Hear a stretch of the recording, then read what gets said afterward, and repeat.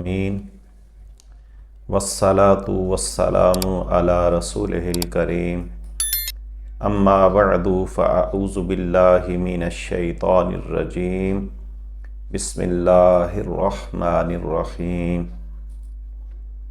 وَأَقِیمُوا الصَّلَاةَ وَآتُوا الزَّکَاةَ وَارْکَعُوا مَعَ الراکعین صدق اللہ العظیم بلغ العلا بکمالہ کشف الدجی بجمالہ حسنت جمیع خصالہ صلوا علیہ وآلہ وصحابہ وسلموا تسلیما کثیرا کثیرا۔ اللہ جل جلالہ وعظم شانہ نے اپنے لا ریب اور پاک کلام میں ارشاد فرمایا وَأَقِیمُوا الصَّلَاةَ وَآتُوا الزَّکَاةَ وَارْکَعُوا مَعَ الراکعین، اور نماز قائم کرو اور زکوٰۃ ادا کرو اور رکوع کرو رکوع کرنے والوں کے ساتھ۔ یہاں دیکھیے گا اللہ تعالیٰ نے نماز کا حکم فرمایا ہے اور اس کی فضیلت بہت زیادہ ہے۔ علماء کرام نے لکھا کہ نماز کی فضیلت اس سے بھی یہ ہم اندازہ لگا سکتے ہیں کہ صرف قرآن مجید میں 700 بار اللہ کریم نے نماز کا حکم دیا ہے۔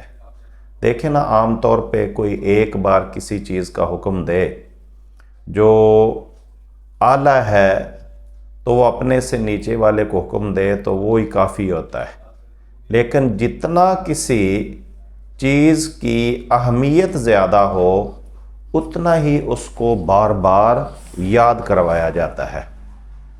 تو اللہ کریم نے یہ نماز کے بارے میں مختلف انداز میں کہیں فرمایا کہ یہ نماز قائم کرو، زکوٰۃ ادا کرو، رکوع کرو رکوع کرنے والوں کے ساتھ، اور کہیں فرمایا وَأَقِیمُوا الصَّلَاةَ وَلَا تَکُونُوا مِنَ الْمُشْرِکِینَ، اور نماز قائم کرو اور تم مشرکوں میں سے نہ ہو، اور کہیں فرمایا یا ایھا الذین آمنوا استعینوا بالصبر والصلاۃ ان اللہ مع الصابرین، کہ ایمان والو اللہ سے مدد طلب کرو صبر کے ساتھ اور نماز کے ساتھ، اور بے شک اللہ صبر والوں کے ساتھ ہے۔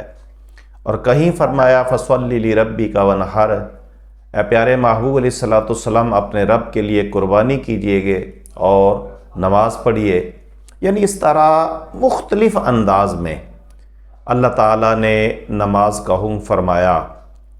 تو اس کی فضیلت کہ اس سے بھی ہم اندازہ لگا سکتے ہیں کہ نماز کے علاوہ جتنے بھی احکامات اللہ کی طرف سے آئے ہیں تو وہ بذریعہ وحی، یعنی حضرت جبریل امین کو اللہ کریم نے حکم فرمایا کہ جاؤ جا کے میرے محبوب علیہ الصلوۃ والسلام کو یہ سنا دو، تو وہ لے کے آئے۔ لیکن نماز ایک ایسی چیز ہے، ایسی عبادت ہے، اس کی افضلیت اس سے بھی ہم ثابت کر سکتے ہیں، اندازہ لگا سکتے ہیں کہ جب نماز کی باری آئی تو اللہ کریم نے اپنے پیارے محبوب علیہ الصلوۃ والسلام کو معراج کی رات اپنے پاس بلا کے یہ نماز کا تحفہ دیا۔ تو معراج میں اللہ نے یہ نماز کا تحفہ دیا آپ کو، اور اسی لیے یہ فرمایا گیا الصلاۃ معراج المومنین، اور مومن کی معراج جو ہے وہ نماز ہے۔ نماز دین کا ستون کہا گیا، یہ آنکھوں کی ٹھنڈک کہا گیا۔ تو یہ نماز اور اس کی فضیلت یہ اس گناہوں کی معافی بھی ہے، جس طرح حدیث مبارکہ میں آتا ہے نا کہ نبی کریم صلی اللہ علیہ وسلم آپ نے یہ مشہور حدیث ہے، متفق علیہ ہے، مشکوٰۃ شریف کے صفحہ نمبر 57 پہ یہ حدیث شریف موجود ہے، جس کا مفہوم ہم سن لیتے ہیں۔ نبی کریم صلی اللہ علیہ وسلم فرمایا کہ اگر تم میں سے کوئی اپنے گھر کے سامنے اس کی نہر گزرتی ہو تو اس میں وہ 5 بار نہائے، غسل کرے، تو پوچھا گیا کیا اس کے جسم پہ کوئی میل وغیرہ کو رہے گی؟ عرض کیا نہیں، تو آپ نے فرمایا بالکل اسی طرح اگر کوئی 5 بار نماز پڑھے گا تو اس کے ذمے کوئی گناہ باقی نہیں رہے گا۔ تو اسی طرح ایک اور حدیث شریف سن لیتے ہیں، حضرت ابو ذر غفاری رضی اللہ تعالیٰ عنہ اس حدیث کے راوی ہیں، وہ کہتے ہیں کہ میں نبی کریم صلی اللہ علیہ وسلم کے ساتھ تھا تو پتجھڑ کا موسم تھا، پتے گر رہے تھے، تو نبی کریم صلی اللہ علیہ وسلم نے ایک درخت کی 2 شاخیں پکڑی تو ان کو اس طرح جھنجھوڑا تو پتے گرنا شروع ہو گئے۔ تو نبی کریم صلی اللہ علیہ وسلم نے فرمایا کہ اے ابو ذر، جس طرح یہ پتے گر رہے ہیں اس طرح میرا امتی جب کوئی نماز پڑھتا ہے تو اس کے گناہ جھڑ جاتے ہیں۔ اور اس طرح بھی مفہوم ملتا ہے کہ جب نماز پڑھنے کے لیے نمازی کھڑا ہوتا ہے تو گناہ جو ہیں اس کے گٹھڑی کی صورت میں اس کے سر پہ یا کندھوں پہ رکھ دیے جاتے ہیں۔ جب وہ رکوع و سجود سے فارغ ہوتا ہے، نماز سے فارغ ہوتا ہے، تو ایسا ہوتا ہے جس طرح اس نے گناہ کیے ہی نہیں ہے۔ یعنی یہ ہے نماز پڑھنے کی فضیلت۔ اور یہ نماز ہر حال میں، یہ دیکھیں دوسرے اگر کوئی پوچھے کہ نماز کے ارکان کتنے ہیں تو وہ اس کا جواب ہے 5، یعنی کلمہ، نماز، روزہ، حج اور زکوٰۃ۔ یعنی یہ جو ہیں یہ 5 ارکان ہیں، کلمہ، نماز، روزہ، زکوٰۃ، حج۔ تو یہ اگر یہ کلمہ پڑھ کے توحید و رسالت کا اقرار کر کے لا الہ الا اللہ محمد رسول اللہ صلی اللہ علیہ وسلم کہہ کے یہ گواہی دیتا ہے کہ اشہد ان لا الہ الا اللہ وحدہ لا شریک لہ واشہد ان محمدا عبدہ ورسولہ، تو یہ مسلمان تو ہو گیا۔ اب آگے یہ نماز جو ہے اس کے علاوہ دوسرے 3 ارکان جو ہیں وہ دیکھیں، یہ روزہ ہے تو وہ سال میں 1 مہینہ ہے، ماہ رمضان کا، یعنی 12 مہینے روزے بندہ نہیں رکھتا۔ اسی طرح اور وہ 12 مہینے میں 1 مہینہ ہے، اس میں بھی پھر آگے یہ قرآن و حدیث کا مفہوم ہے، اتنا وقت نہیں کہ میں پوری وضاحت یہاں، تو آپ جانتے ہیں کہ اس میں بھی یہ مسافر کے لیے رعایت ہے، اسی طرح حیض و نفاس والی عورت کے لیے رعایت ہے۔ تو یہ اور اس میں رہتے ہیں، بعد میں بندہ رکھ لے، اگر کوئی ضعیف ہے، کمزور ہے، نہیں رکھ سکتا، وہ فدیہ دے دے۔ وہ رمضان سال کے بعد آیا، پھر اس میں آگے پھر رہتے ہیں اللہ کریم کی طرف سے۔ اسی طرح زکوٰۃ ہے، ہر بندے پہ فرض نہیں، اسی پہ ہے جو صاحب نصاب ہے۔ صاحب نصاب وہ ایک علیحدہ موضوع، پھر کبھی انشاءاللہ اس پہ بھی ہم بات کریں گے کہ 7.5 تولے سونا ہو یا 52.5 تولے چاندی ہو یا ان کی ایک مقدار کے اس کے پاس سرمایہ ہو، یہ مال تجارت ہو، تو اس پہ زکوٰۃ ہے۔ یعنی ہر بندے پہ زکوٰۃ نہیں، جو صاحب نصاب ہوگا، مفہوم یہ ہے کہ جو صاحب نصاب ہوگا اس پہ زکوٰۃ ہوگی، اور وہ بھی سال گزرنے کے بعد۔ اسی طرح حج ہے تو حج ہر بندے پہ فرض نہیں، ہر بندے پہ فرض نہیں، اس پہ فرض ہے جو صاحب استطاعت ہے حج کا، اس پہ یعنی خرچہ ہے اتنا کہ وہ اپنے گھر والوں کو بھی اتنا دے کے جائے کہ اس کی واپسی تک وہ کسی سے مانگتے نہ پھریں، اور پھر وہ حج کرے گا، اور وہ بھی پوری زندگی میں صرف 1 بار فرض ہے۔ اگر کوئی ہر سال جاتا ہے، اللہ توفیق دے ہر مسلمان کو، تو وہ نفلی ہوگا۔ فرض جو ہے وہ ہر بندہ جو صاحب استطاعت ہے اس پہ زندگی میں صرف 1 بار حج فرض ہے۔ تو واحد یہ نماز ایک ایسی عبادت ہے جس میں نہ کوئی امیر ہے، نہ کوئی غریب ہے، نہ بادشاہ ہے، نہ فقیر ہے، نہ کوئی پیر ہے، یعنی اس میں کوئی امتیاز نہیں۔ ہر کوئی جو بھی ہے، جو مسلمان ہے، عاقل بالغ ہے، چاہے وہ مرد ہے چاہے عورت ہے، تو اس کو 5 وقت نماز پڑھنا ہوگی، چاہے وہ سفر میں ہے، چاہے وہ مقیم ہے، چاہے یعنی جنگ میں بھی نماز معاف نہیں ہے۔ تو اس لیے اس کی اہمیت دیکھیے گا، اس لیے ہر حال میں ہم نے نماز ادا کرنی ہے۔ قیامت کے دن بھی سب سے پہلا جو سوال وہ نماز کے بارے میں پوچھا جائے گا، اور یہ بھی آگے مفہوم ملتا ہے کہ جس کی نماز درست نکلی تو اس کے دوسرے جو ہیں اعمال، دوسرا حساب اس میں آسانی فرما دی جائے گی۔ تو یہ دیکھیں، یہ نماز ایسی عبادت جس کے بغیر گزارا نہیں۔ ہاں، اللہ کریم کی طرف سے عذر کی بنا پہ رعایتیں ضرور ہیں کہ اگر بندہ کوئی نماز کے لیے وضو نہیں کر سکتا، وہ وضو کے علیحدہ مسائل ہم نے کچھ عرض کیے ہیں، تو آپ نے سنے ہوں گے، تو نہیں تو وہاں سے اس یعنی ویڈیو سے آپ سنیں۔ نماز کے لیے وضو ضروری ہے، شرط ہے، फ़र्ज़ है, अगर बंदा नहीं कर सकता तो तयम्मुम कर ले। इसी तरह नमाज में क़याम फ़र्ज़ है, अगर नहीं क़याम कर सकता बैठ के पढ़ ले, बैठ भी नहीं सकता इशारे से पढ़ ले। यानी ये रायतें हैं, लेकिन नमाज की माफ़ी नहीं। जितनी देर तक बंदे को अपना पता है, यानी उसके जो हवास हैं वो कायम हैं, उतनी देर तक नमाज की माफ़ी नहीं है। नमाज पढ़ना होगी, हर हाल में पढ़ना होगी। हाँ, अगर और एक मेरे ज़हन में ये बात आ गई कि कई दोस्त वो नमाज पढ़ते भी नहीं हैं और जो पढ़ते हैं उन पे एतराज़ भी करते हैं अजीब किस्म के।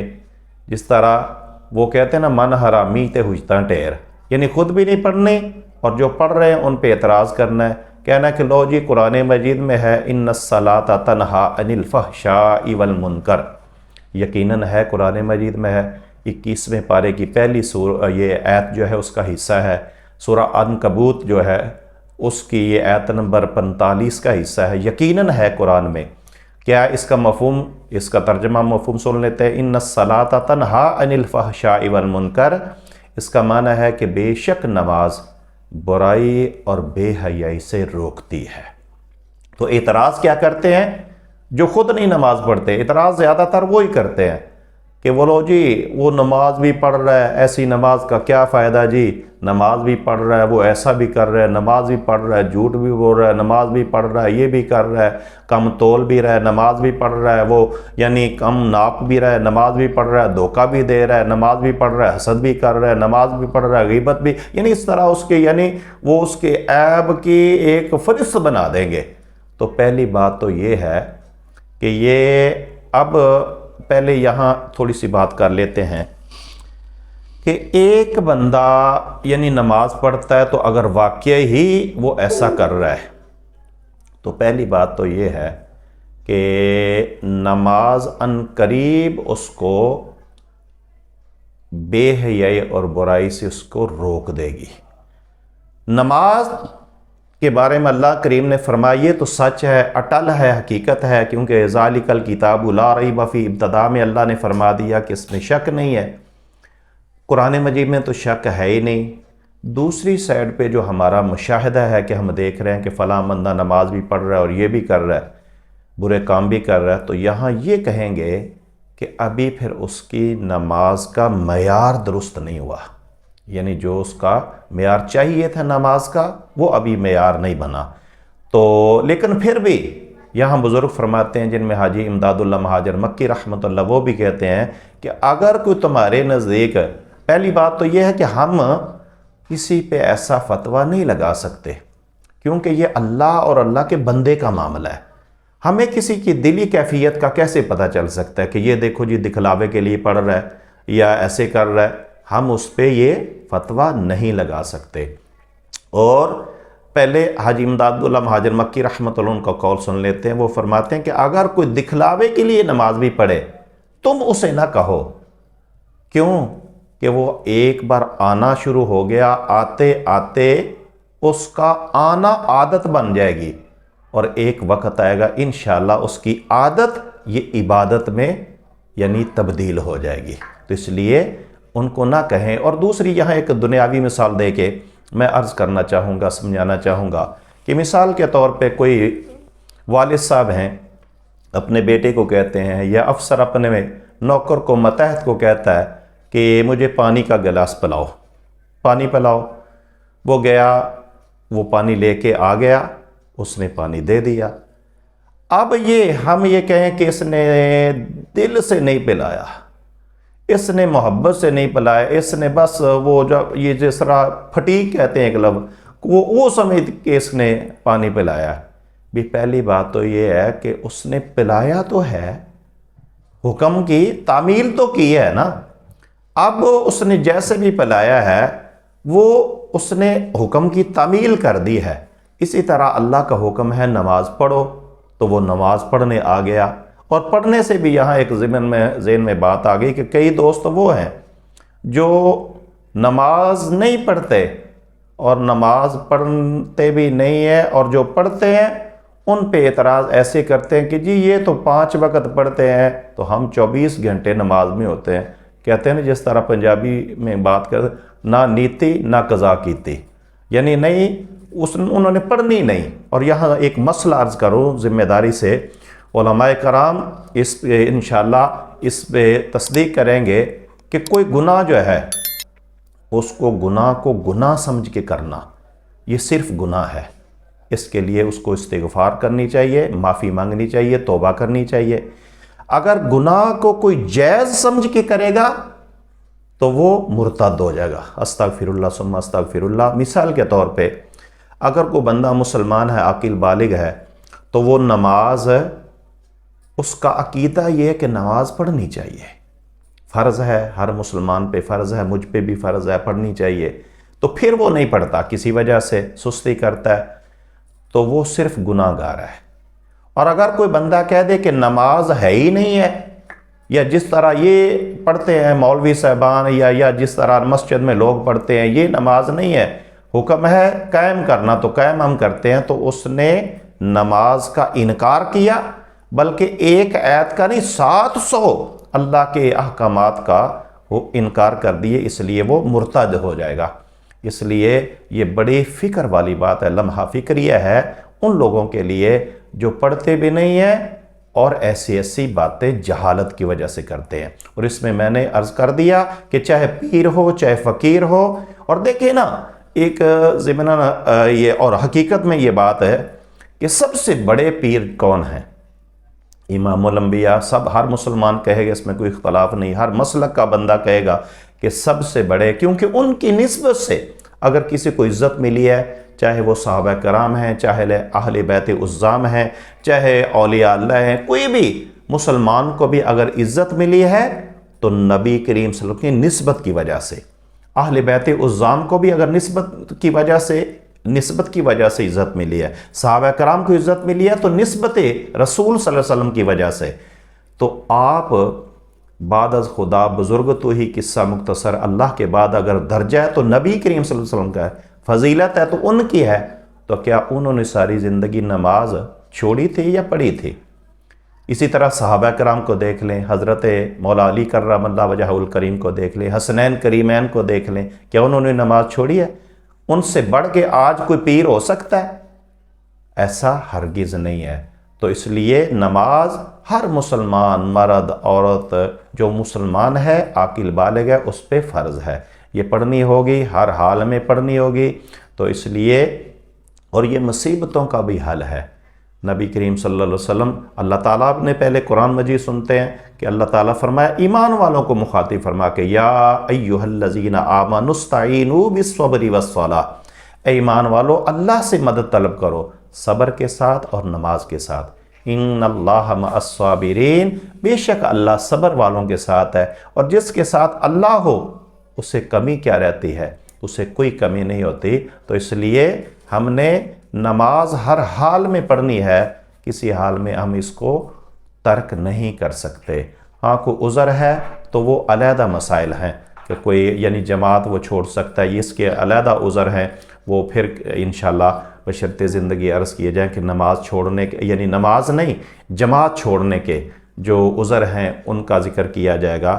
تو اس لیے ہر حال میں ہم نے خود بھی پڑھنی ہے، اور جہاں تک ہو سکے اپنے بیوی بچوں کو بھی ہم نے اس کی ترغیب دلانی ہے، حکم دینا ہے، کیونکہ حدیث شریف کا مفہوم ہے کہ ہر بندہ حکمران ہے اور اس کو اس کی رعایا کے بارے میں پوچھا جائے گا۔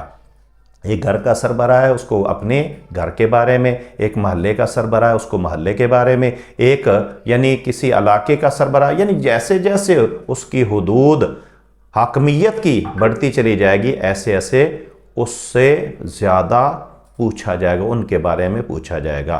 تو اس لیے نماز ہر حال میں ہم نے پڑھنی ہے، یہ کسی حال میں ہم چھوڑ نہیں سکتے۔